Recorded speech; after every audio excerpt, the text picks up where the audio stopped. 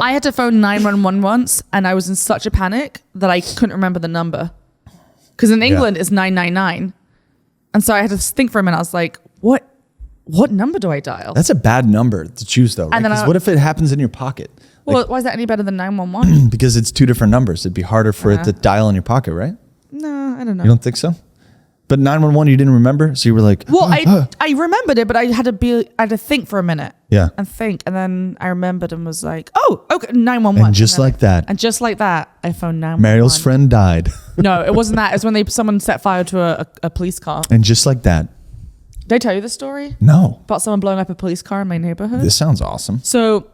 Like, well, during the maybe not. Well, during the pandemic, when there was a lot of these protests happening in the city, Mm-hmm. a lot of Black Lives Matter stuff going on. Right in front of my apartment is a police parking bay, so police cars are always parked there. And my roommates are out of town. It was just me because we were in a pandemic, and I fell asleep on the couch at woke up around 2:30 a.m. Yeah, a.m. And I went to get into bed, so I was getting my pajamas on, and I hear the sound of glass breaking. And I don't think much of it because when they're taking the trash and the recycling out, you normally hear that sound in the street. Mm-hmm. Like they'll take the recycling out and a bottle will drop or something. And then I hear like that, like a comical sound almost, like an explosion.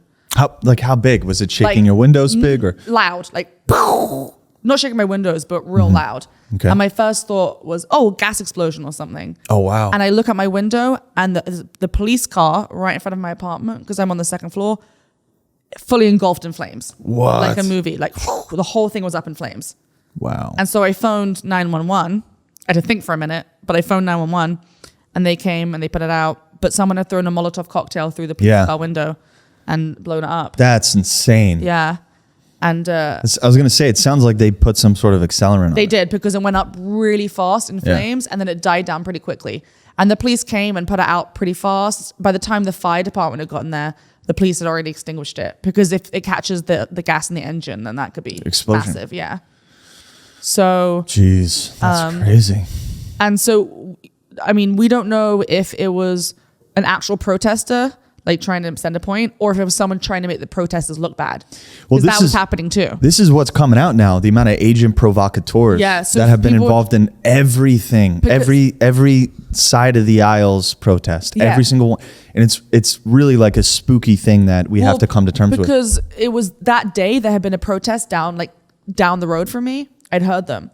And so they clearly picked a car that was parked, that was empty and alone, because it was, so they weren't trying to hurt someone. It was to send a message, So I don't know if it was someone trying to make protesters look bad or an actual protester, but I Googled it afterwards, and apparently that had been happening all over New York. Mm-hmm.